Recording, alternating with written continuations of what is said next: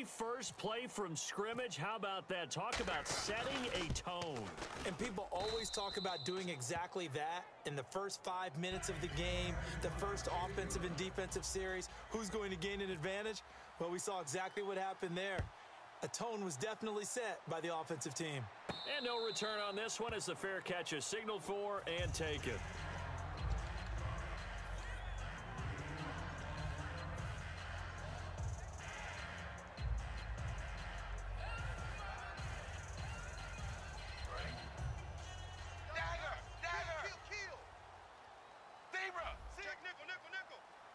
Shift together here from the D-line. Now the first carry for Adrian Peterson.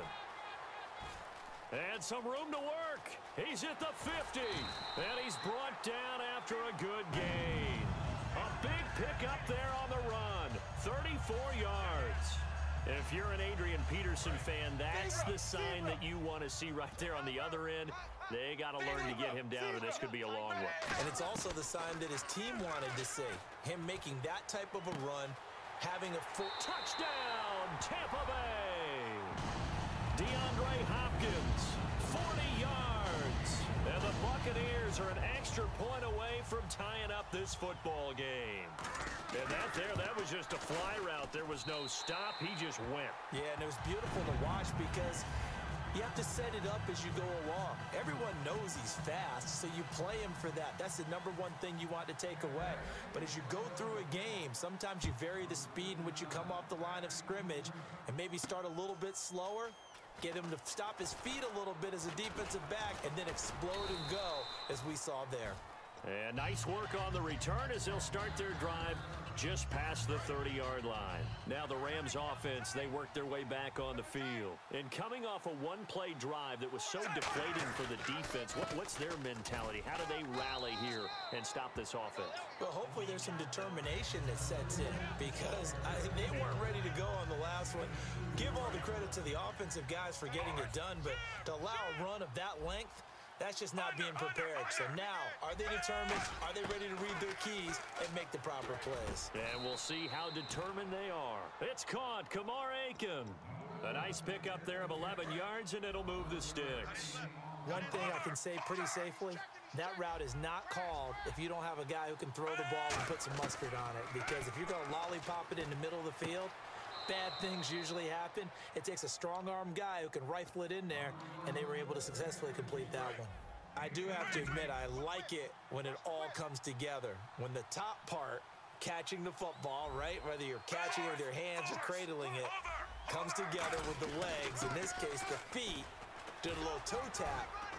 And Johnson lost the football. It's loose, poked out. But fortunately, he's able to recover his own fumble, or that could have been trouble. First down and 10 now for the offensive group. All I can say about this play is that someone's living right. I mean, he's trying to gain yardage, trying to get upfield. Ball comes free. What's that panic that we've talked about oftentimes that you feel when you lose the ball? You can sense it. Oh, you can sense it. And somehow he got to it and was able to recover it for his squad. Let's make this one simple. What a catch, especially the finishing part of getting his feet in bounds, toe tapping, and, of course, foot dragging. A little tapestry, if you will. Oh, I like it. Gronkowski, the intended target, and that'll make it 2nd and 10. Well, the great coach has said football is really a simple game. Rush theirs, protect yours. And he's talking about those guys throwing the football. In this situation, the rush won, hitting the quarterback and forcing him into an incompletion. 2nd and 10, Smith again. Flush to his right. The ball popped in the air and intercepted. A great the big fella. He's at the 50, and he will take this into enemy territory as he's out of bounds on the other side of midfield. And Tampa Bay trots out there now. And they were able to punch it in the end zone last time. They'll be looking to do that again here for the defense.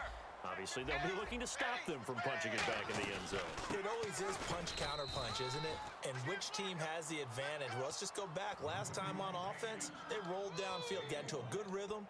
You can see a little more bounce in and out of the huddle. You can see the sideline really get into the game. So defensively, you're thinking to yourself, how do we take that away from them? How do we get the advantage back? Let's see what they come up with. I think pressure is always the first way to go. You love pressure. I love it. We'll see if they dial it up this drive. Again, Peterson.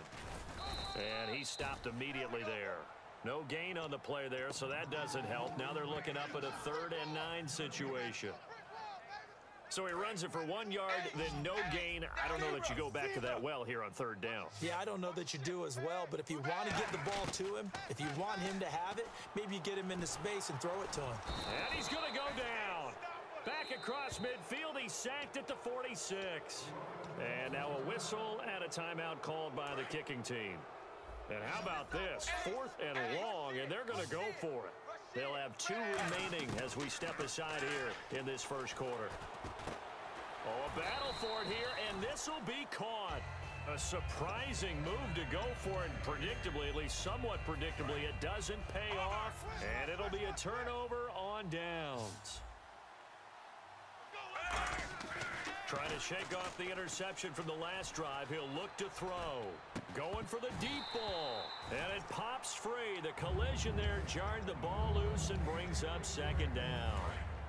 10 yards still left on 2nd down.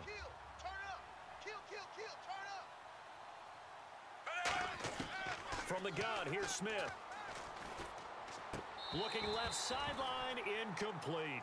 Back live now to begin the second quarter with Charles Davis, Brandon Gaudin. It's the Rams with a football to get us going.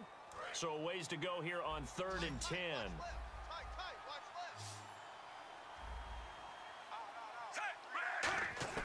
Throwing on 3rd down, Smith. He's got the hook up to John Brown to the right side. It's a gain of 9 yards.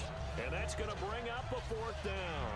So much about offense is what you call hidden yardage. You know, you throw the ball to someone, they catch it, and then they can make a big play. You know, they create a play, run after catch. They did a really nice job there of limiting that and keeping him from the 1st down. Yeah, stopped him in his tracks. On the ground, this is Johnson. So certainly an interesting call there to go for it. And the Bucs are going to take over with excellent field position to boot. And Tampa Bay trots out there now. And this offense last time turned it over, went for it on 4th, didn't get it. They're lucky, though, because no points against the team on the board, but we'll see how they respond. Yeah, they've got to get a lot of credit to their defensive teammates, don't they? They had their backs on that last series, and because they did so, that allows the coach to still stay aggressive on offense and maybe go for it again in a similar situation. I was going to say, maybe makes that offense feel good, but when you know you've got a defense making stands like that. Yeah, that'll loosen up things a little bit, won't it? Maybe you'll play a little bit better the next time you have the ball. Give them 11 yards that time and a new set of downs. Well, if you do read man coverage, Brandon, the drag route's a pretty good one to run against it because you're running away from people on it. And down inside the 15 he goes. 13 yards there on the pickup, and it'll give the Bucs a 1st down. Whenever we meet with coaches, and they always talk about wanting to establish running the football, it's oftentimes with a good tight end who can control the line of scrimmage and the point of attack, and they're becoming harder to find because the colleges are giving us a whole lot of receiving tight ends, former wide receivers who can run, not necessarily block very well. In this case, though, we saw 2 tight ends on the field, both of them with the ability to block, and he ran the ball successfully behind that power set.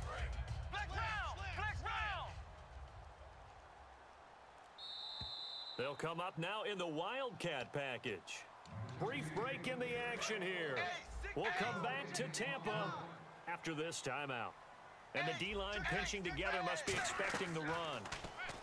Dalton now to pass. Throwing for his running back, and he's got him complete. 4 yards on the play, and that leads to the 1st and goal. We always talk about having to read defenses and how complicated that is. And he'll take it into the end zone. Touchdown, Tampa Bay. Andy Dalton with his 2nd touchdown here in this 1st half. And the Bucs are able to strike for 6. Instead of having to play follow the leader there, the leader led. I like that. And he likes that, doesn't he? 1st and goal, let me do the job. Because you know when he falls into the end zone after falling behind those big guys who pushed up front, that's a pretty good celebration, isn't it? Gives him a little street cred in the locker room, too, doesn't it? Street cred, and then when they go out to dinner afterwards, he's still picking up the check. And now out on the field, here comes Los Angeles. And last time this unit was out here, costly turnover, and then that turned into 6 points. They've got to make amends. And how many times have we sat in meetings with coaches and they use the term complimentary? And down he goes, a Buccaneer sack.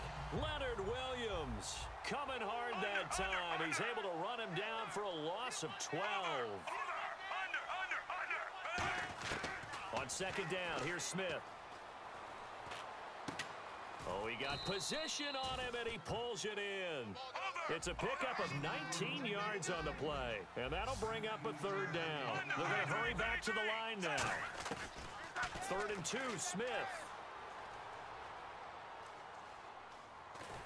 And a big loss here as he's taken down. Margus Hunt able to run him down for a 15-yard loss, and it'll be 4th down. So they're going to come to the line here, and it appears try to go for it on 4th. They come up with an offset eye. Smith. And it is incomplete. Boy, a real head-scratcher there. And the Bucs are going to take